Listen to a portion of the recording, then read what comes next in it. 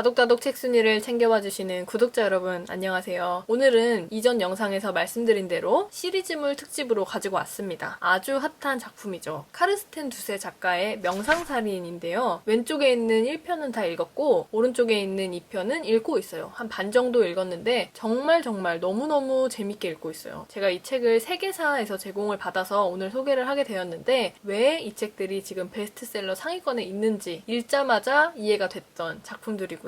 줄거리도 정말 흔하지 않은 줄거리, 명상을 통한 살인을 다루고 있기 때문에 굉장히 신선하기도 하고 그렇다고 해서 정통 추리물의 느낌을 또 잃지는 않는 그런 작품입니다. 저도 일단 너무 좋아했고 구독자 여러분들도 너무너무 재밌게 읽으실 수 있을 것 같아서 가지고 왔어요. 오늘 영상은 세계사 출판사에서 제공한 이미지들과 영상을 조금 활용을 해서 구성을 해봤습니다. 오늘의 다독다독 책순위 기대 많이 하셔도 좋습니다. 지금 바로 시작합니다. 오늘 첫 번째로 소개할 작품은 카르스텐 두세 작가의 명상살인 1편입니다. 오늘 소개해드리는 두 권 중에서 1편은 완독을 한 상태예요. 정말 너무너무 재밌게 읽었고 최근에 들어 읽었던 장르소설, 추리 미스터리 장르소설 중에서 제일 재밌게 읽지 않았나 싶었습니다. 명상살인이라는 제목만 봤을 때는 사실 막 엄청 흥미롭다는 느낌을 받지 못했어요. 평소에 명상에 대해서 그렇게 큰 관심을 갖고 있지도 않았었고 제목만 들었을 때 명상으로 어떻게 살인을 저지른다는 거지? 한 번에 이해가 되지 않았기 때문에 큰 기대를 하지 않았거든요. 근데 명상살인 시리즈가 왜 지금 1편, 2편이 다 베스트셀러 상위권에 있는지 제가 1탄을 완독하고 나서 이해를 했습니다. 완벽히 이해를 했고 작가님에 대해서 먼저 소개를 해드리자면 오늘 소개해드리는 두 권은 다 카르스텐 두세 독일 작가님의 책이고요. 법학을 전공한 변호사인데 방송 작가로도 일을 했대요. 그러다가 지금은 이제 이 명상살인 시리즈를 계속 쓰고 있는데 지금 소개해드리는 1탄은 작년 7월 여름에 나왔고 이따 소개해드릴 2탄 오늘의 주인공은 올해 1월에 나왔어요. 이 명상살인 3탄 시리즈도 지금 아마 독일에서는 출간이 된 것 같은데 출간되자마자 베스트셀러가 되었다고 합니다. 제가 2탄을 읽고 있는데 벌써부터 3탄이 기다려지는 그런 마음이에요. 명상살인의 주인공은 비오른이라는 남자예요. 이 사람은 42살이고 변호사인데 사실 그렇게 떳떳한 변호사는 아니었어요. 어떤 일을 하는 변호사였냐면 범죄 조직의 변호를 맡는 일을 거의 했는데 그들의 탈세를 돕거나 아니면 그들이 범죄를 저질렀을 때 법망을 피하게끔 도와주는 그런 일을 했기 때문에 아내인 카타리나도 이런 일을 별로 좋아하지 않았고 자신도 그렇게 떳떳하진 않았어요. 하지만 믿는 구석이 생기고 큰 돈을 번다는 장점이 있었죠. 범죄 조직에 있는 사람들이 하도 사고를 많이 치고 다니니까 해결해야 될 일이 너무 많아서 일적으로 스트레스를 정말 많이 받아서 굉장히 예민해졌어요. 아내인 카타리나 그리고 딸인 에밀리 이렇게 가족들과 보낼 시간도 없어서 사이도 안 좋아지는 상황이었는데 그 상황에서 아내인 카타리나가 남편인 비오른에게 한 가지 제안을 합니다. 명상을 한번 해봐라 라고 제안을 하고 요시카 브라이트너라는 명상 전문가에게 이 비오른을 보내요. 근데 처음에는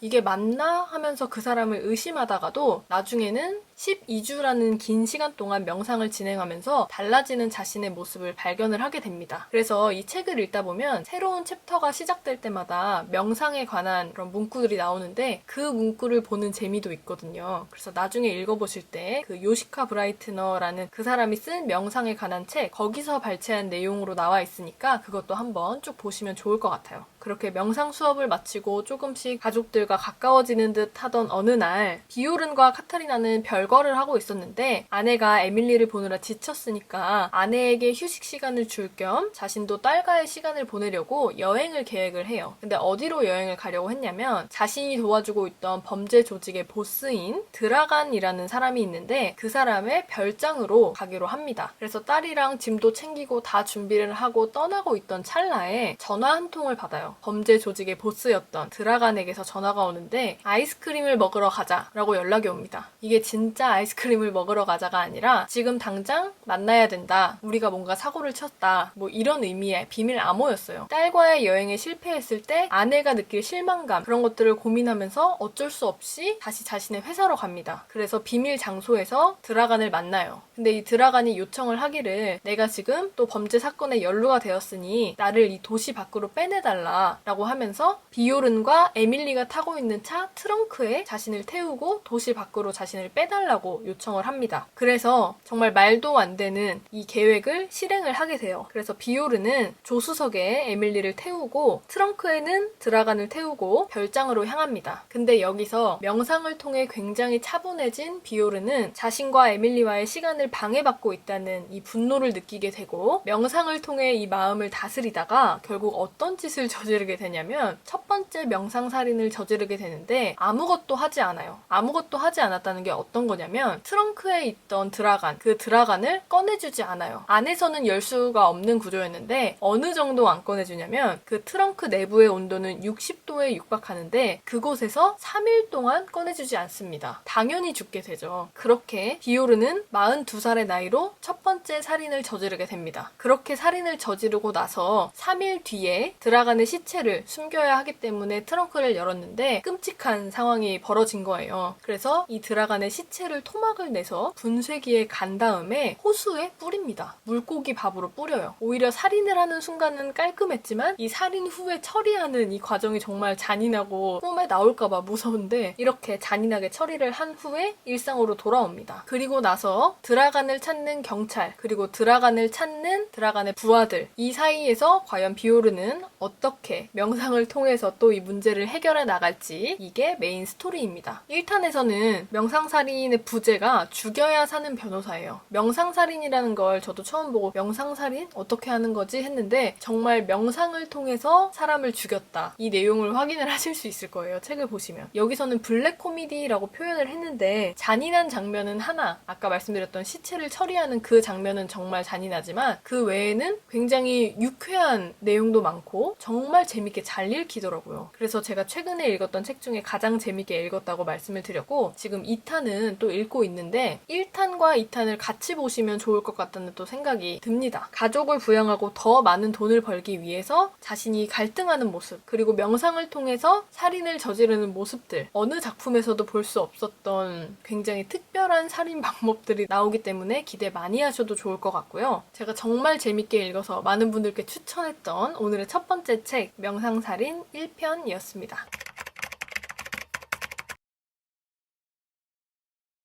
두 번째로 소개해드릴 작품은 역시 카르스텐 두세의 작품 명상살인 2편입니다. 제가 1편은 완독을 했고 2편은 지금 반 정도 읽었거든요. 이거는 진짜 1편, 2편을 같이 봐야겠다. 그리고 사실 3편이 있었더라면 한 번에 읽기 더 좋았을 텐데 하는 아쉬움이 느껴졌어요. 1편을 읽고 바로 2편을 연달아서 보다 보니까 겹치는 인물들이 또 등장을 하는데 헷갈리지 않고 잘 읽을 수 있었고 1편에서 스트레스 해소를 위해서 명상을 시작하고 그게 시작이 돼서 살인을 저질렀다면 2편에서는 어렸을 때의 상처, 비오른이라는 인물의 내면적인 문제를 조금 더 집중적으로 다루는 그런 좀 차이가 있습니다. 그래서 다른 책인 듯 같은 책이 굉장히 재밌게 읽고 있는 책인데요. 1편이랑 2편을 같이 소개를 하다 보니까 이게 스포를 하지 않고 조심스럽게 얘기를 해야 되기 때문에 2편은 굉장히 소개하기가 좀 어려운데 간단하게 좀 정리를 해보자면 1편에서는 결국 아까 말씀드렸던 첫 살인 그 이후에 6번의 살인을 더 저질러요. 그래서 비오르는 명상을 통해서 많은 살인을 저질렀고 이제 2편에서는 다시는 살인을 저지르지 않겠다 마음을 먹습니다. 앞으로는 살인을 저지르지 않겠다 하면서 명상에 더 집중을 하게 됩니다. 그렇게 마음을 먹고 별거 중이었던 카트리나와 딸 에밀리 이렇게 가족끼리 여행을 떠나요. 알프스로 여행을 떠나는데 알프스 여행을 시작으로 본격적인 이야기가 시작이 됩니다. 알프스 여행을 갔을 때 한 식당 종업원을 만났는데 그 사람이 불친절하고 주문했던 음식도 제대로 안 주고 이래서 분노를 느꼈어요. 종업원의 태도로 분노를 느낀 비오르는 한 어린 아이의 목소리를 듣게 됩니다. 흥분한 어린 아이의 목소리를 듣게 됐는데 그건 바로 비오른 자신의 내면에서 들리는 목소리였어요. 자신의 내면에 있는 5살 난 아이를 만나게 됩니다. 그게 결국 본인이었어요. 비오른 자신이 5살 때의 모습, 그러니까 같은 자아인데 내면에서 어린아이의 목소리가 들리는 거예요. 그래서 결국은 그 불친절했던 식당 종업원이 죽게 됩니다. 그래서 또다시 살인을 저지르게 돼요. 그러면서 이 편이 시작이 되는데 다시 불안정해진 남편을 보고 카트리나는 또 한 번 요시카 브라이트너, 명상 전문가였던 그 사람을 만나보게 해요. 그 명상가와의 상담을 통해서 자신이 5살 때 느꼈던 어릴 적 상처, 내면의 갈등을 깨닫게 되고 이 내면의 아이, 내 안에 있는 이 5살 난 아이의 존재를 인지를 하게 됩니다. 그래서 문제 해결을 위해서 명상에 조금 더 집중을 하게 되는데 여기서 또 비오른을 건드는 여러 사건들이 등장을 해요. 이게 1편과 연관이 되는 내용들이기 때문에 조심스럽게 말씀을 드리자면 1편에서 정리가 되었다고 생각했던 것들이 완벽하게 정리된 게 아니었어요. 그 문제들이 다시 수면 위로 떠올랐고 불안감을 느낀 비오른과 내면의 아이, 이 두 사람은 최고의 살인 파트너가 돼서 또다시 살인을 저지르게 됩니다. 이게 2탄의 내용이에요. 그래서 저는 저 명상살인 2편 표지를 보고 나서 가운데 있는 어린 아이의 얼굴이 너무 무섭게 생겨서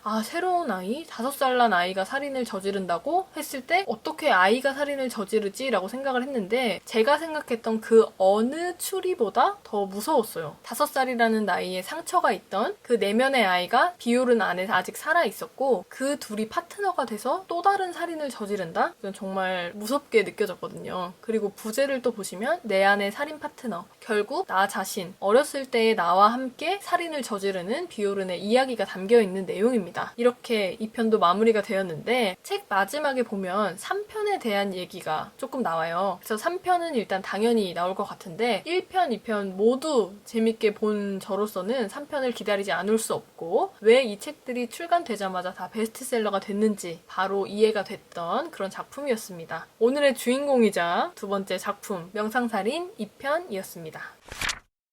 오늘 소개해드린 명상살인 시리즈 재밌게 보셨나요? 저는 최근에 살인사건을 다루는 작품들을 소개를 안 했던 것 같은데 이맘때 소개하면 좋을 책이다 라는 느낌을 받았고 미니두니 구독자 여러분들도 너무너무 재밌게 보실 것 같은 아니면 이미 보셨을 것 같기도 한 그런 작품이었습니다. 세계사에서 제공을 받았는데 책을 소개해주셔서 또 이렇게 소개할 기회를 주셔서 너무너무 감사했고 제가 좋아하는 프로파일러 표창원님께서 또 이 리뷰를 해주신 게 있어서 그 자료들을 좀 활용을 해서 이번 영상을 구성을 해봤어요. 여러분들도 재밌게 읽으셨으면 좋겠고 오늘의 다독다독 책순이는 여기서 마칩니다. 다음 영상에서 또 만나요. 안녕.